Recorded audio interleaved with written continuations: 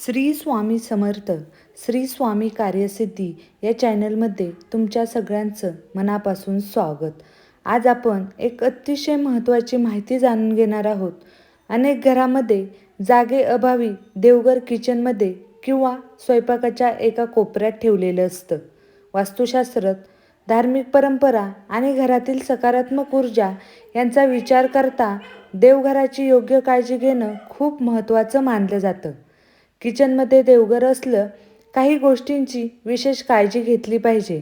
नकळत होणाऱ्या काही चुका घरातील वातावरणावर परिणाम करू शकतात. आज आपण अशाच 5 महत्त्वाच्या चुका जाणून घेणार आहोत, ज्या आपल्याकडून होत असतात आणि त्याच्यावरचे उपायसुद्धा जाणून घेणार आहोत. त्यासाठी हा व्हिडिओ शेवटपर्यंत नक्की पहा. चॅनलवर नवीन असाल तर चॅनलला सबस्क्राईब करा आणि कमेंटमध्ये श्री स्वामी समर्थ लिहायला कधीच विसरू नका. सगळ्यात अगोदर आपल्याला लक्षात घ्यायचं आहे की देवघर हे श्रद्धेचं स्थान आहे. देवांची पूजा मनापासून केली तरच त्याचं फळ मिळत असतं. त्यामुळे देवघर कुठेही असलं तरी त्याची स्वच्छता, पवित्रता आणि श्रद्धा या गोष्टी सर्वात महत्त्वाच्या आहेत. पहिली चूक आहे ते म्हणजे देवघराच्या जवळ अस्वच्छता ठेवणं. किचनमध्ये स्वयंपाक करताना तेल, मसाले, भाजीपाल्याचा कचरा किंवा वापरलेली भांडी साचून राहतात. अनेक वेळा देवघर अगदी जवळ असल्यामुळे त्या परिसरातही अस्वच्छता निर्माण होत असते. धार्मिक मान्यतेनुसार देवस्थानाजवळ स्वच्छता असणे खूप महत्त्वाचं असतं. रोज सकाळी आणि संध्याकाळी देवघराभोवती जागा स्वच्छ ठेवायची आहे. धूळ, जळमटे किंवा कचरा तिथे साचून देऊ नका. स्वच्छ वातावरणामुळे मनालाही प्रसन्नता मिळते आणि पूजा करताना एकाग्रता वाढते. त्यामुळे जर तुमचं स्वयंपाकघरात देवघर असेल तर तिथे स्वच्छता ठेवणं खूप महत्त्वाचं आहे. आता दुसरी चूक आहे ते म्हणजे देवघरासमोर मांसाहार किंवा मद्य ठेवणे. अनेक घरामध्ये किचनमध्ये सर्व प्रकारचे पदार्थ बनवले जातात, परंतु शक्य असल्यास देवघरासमोर मांसाहारी पदार्थ, मद्य किंवा अशुद्ध मानल्या जाणाऱ्या वस्तू ठेवणं टाळल्या गेल्या पाहिजेत. देवघराच्या परिसरात सात्विकता राखण्याचा प्रयत्न करा. पूजा सुरू असताना किंवा दिवा लावलेला असताना अशा गोष्टींपासून अंतर ठेवणं खूप योग्य मानलं जातं. त्यामुळे घरातील धार्मिक वातावरण अधिक चांगलं राहतं. आता तिसरी चूक आहे ती म्हणजे देवघराच्या वर किंवा खाली ज्या गोष्टी लागत नाहीत त्या वस्तू ठेवणे. काही जण देवघराच्या वर डबे, किराणा सामान किंवा इतर वस्तू ठेवतात. काही वेळा देवघराखालीही अनावश्यक वस्तूंचा साठा केला जातो. असं करणं टाळायचं आहे. देवघराभोवतीचा परिसर शक्य असेल तितका मोकळा आणि स्वच्छ ठेवायचा आहे.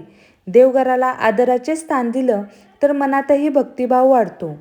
आता चौथी चूक आहे ती म्हणजे दिवा किंवा अगरबत्तीचा निष्काळजीपणा. किचनमध्ये गॅस, सिलेंडर आणि इतर ज्या वस्तू असतात त्यामुळे देवघरात दिवा किंवा अगरबत्ती लावताना तुम्हाला विशेष काळजी घ्यायची आहे. दिवा स्थिर ठिकाणी ठेवा.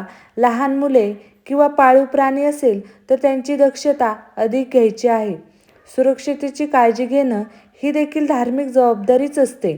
म्हणून तुमच्या जर किचनजवळ देवघर असेल तर दिवा लावताना किंवा अगरबत्ती, धूप लावताना तुम्हाला त्याची विशेष काळजी घ्यायची आहे. आता 5वी चूक आहे ती म्हणजे तुटलेल्या मूर्ती किंवा खराब धार्मिक वस्तू ठेवणं.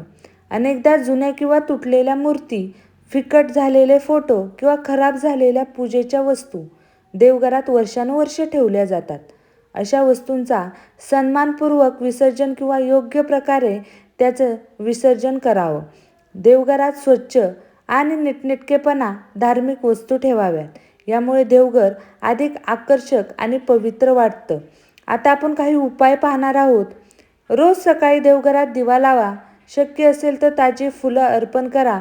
देवघरातील कपडे, आसन किंवा सजावट त्याची वेळोवेळ स्वच्छता करा. आठवड्यातून एकदा संपूर्ण देवघर पुसून घ्या.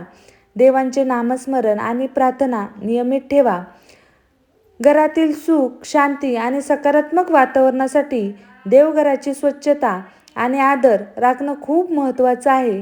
किचनमध्ये देवघर असणं चुकीचं नाही, परंतु त्याची योग्य काळजी घेणं तितकंच महत्त्वाचं आहे.